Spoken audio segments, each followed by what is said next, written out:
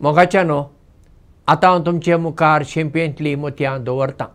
एकली अस्तुरी फ्लॅटांत एकटीच रावताली आनी तिका उपगण येताली.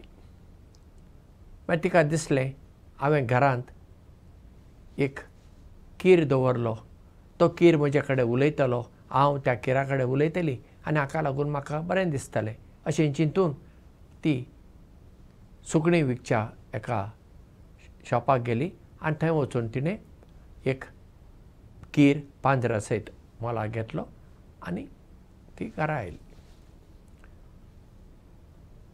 दुसऱ्या दिसा ती त्या शॉपाक वता आनी त्या मनशाक म्हणटा,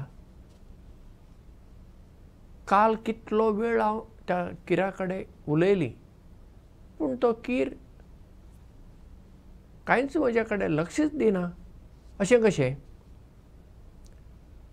तेन्ना तो शॉपकीपर म्हणटा, तुवें त्या पांजऱ्यांत एक हारसो दवरला वय, कित्याक किराक हारसो खूब आवडटा. तूं हारसो दवरशी, कीर मागीर परत परत हारश्यांत आपणाचें रूप पळयतलो आनी मागीर तो उलोवंक शिकतलो. बरें, ती घरा गेली, तिणें हारसो दवरलो, तरी कीर कांयच उलयना. आनी 2-3 दिसान परत ती त्या शॉपार आयली आनी तिणें म्हणलें, कीर आतां उलयच ना पळय, तुवें हारसो दवर म्हणलें, हांवें हारसो दवरलो, तरी कीर उलयना. तेन्ना तो शॉपकीपर तिका म्हणटा, तर तूं अशें कर, त्या किराच्या पांजऱ्यांत एक निसण दवर, कित्याक कीर मागीर त्या निसणीचेर वयर खाला वेतलो, किराक तें सगळें बरें लागता. बरें, ती घरा गेली आनी एक अशी धाकटी एक अशी निसण केली आनी त्या पांजऱ्यांत दवरली. कांय उपयोग जालो ना. परत्यान आनी 4-5 दिसां उपरांत ती परत त्या शॉपार येता आनी म्हणटा, तुवें सांगलें सगळें करून जालें, तरी आतां कीर उलयना. तेन्ना तो शॉपवालो म्हणटा, हां, त्या पांजऱ्यांत एक झोंपाळो आसा वय धाकटो, स्विंग, किराक झोंपाळो आवडटा पळय, तूं एक झोंपाळो दवर.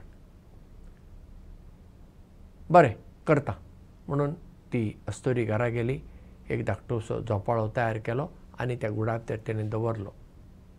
मागीर एक दीस ती पळयता, कीर गुडा भितर मरून पडला. ती शॉपवाल्या कडेन म्हणटा, तुवें दिल्लो कीर मेलो. शॉपवालो म्हणटा, कसो? म्हाका खबर ना, हांव जाणा, तुवें सांगलें हारसो दवर, हारसो दवरलो. मागीर तुवें म्हणलें ताका एक निसण दवर, हांवें निसण दवरली. मागीर एक झोंपाळो दवर, झोंपाळो दवरलो, पूण कीर उलोवंकूच ना आनी आतां तो मेलो. तो कीर कसो मेलो?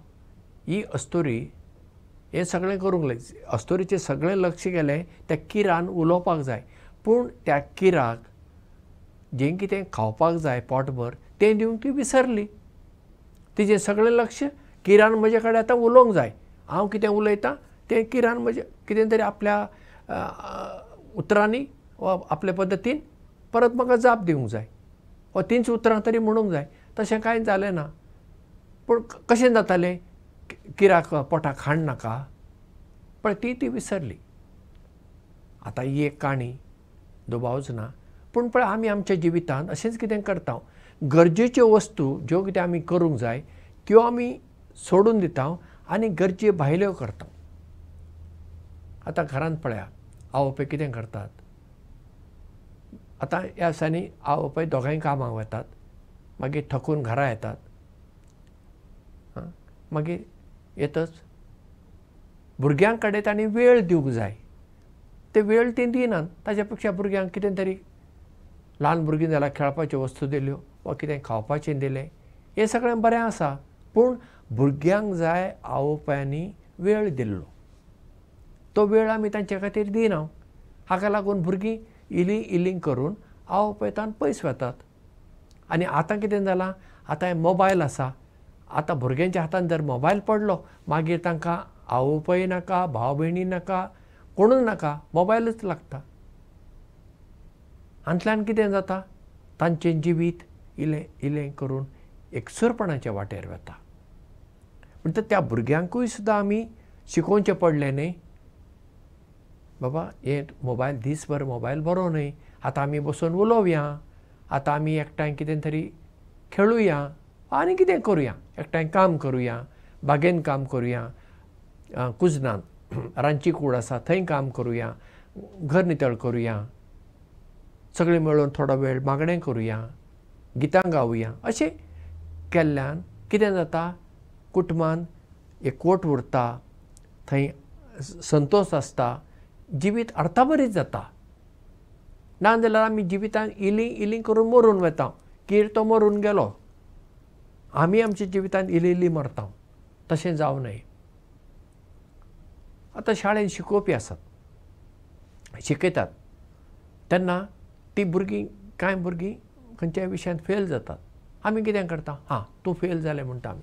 पूण तो भुरगो कित्याक फेल जालो काय, ताच्या फाटलें कारण कितें तें आमी एक बरो शिकोवपी तें सोदून काडटा न्ही.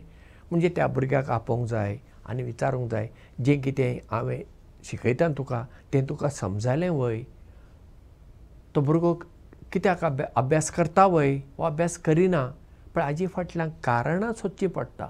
तेन्ना त्या भुरग्याक आमी आदार करूं येता. थोड्या भुरग्यांक ट्युशनाची गरज आसता, कित्याक तांकां तें क्लासरुमांत शिकयल्लें सोंपेपणी तांच्या मतींत वचना. देखून तांकां ट्युशनाक गेलें जाल्यार थंय मागीर तांकां कोण तो मास्तर वा टिचर बरे भशेन सांगता, सुटोवन सांगता, मागीर तें तांच्या मतींत वचूं येता. वा एके फावटी भुरग्याक त्या विशयाचेर रूचच ना जायत तेन्ना बरो शिकोवपी त्या भुरग्याक समजोवन सांगता, तो विशय भुरग्यांनी कित्याक शिकूंक जाय. चड करून पळय गणीत विशय आसता, थोड्या भुरग्यांक गणितच आवडना आनी ती भुरगीं त्या विशयांत फेल जाता. पूण तांकां बऱ्या भशेन जर तें सांगलें, बाबा तुवें गणीत शिकल्यार तुका फायदो आसा, तुवें शिकूंक जाय, फुडें तुवें गणीत विशय घेवची गरज ना, पूण 10वी पर्यंत तुवें गणीत विशय शिकूंक जाय अशें ताका सांगलें. भुरगीं घडये बदलूंक शकता न्ही. म्हणजे खंयच्याय गजालीचें मूळ कारण आमी सोदूंक जाय, ना तर जाल्यार तांचें लुकसाण जावं येता. म्हणटच सदां आमी पयल्या गजालीक पयलो जागो दिवया आनी मागीर दुसऱ्यो गजाली. जें कितें पयलें करूंक जाय तें आमी पयलें करूंक जाय आनी मागीर उरलेल्यो गजाली आमी आमच्या आमच्या वेळा प्रमाणें त्यो करूं येता.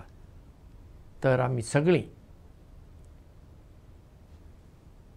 पयलो जागो पयल्या वस्तूक दिवपी तसलीं मनशां जावया.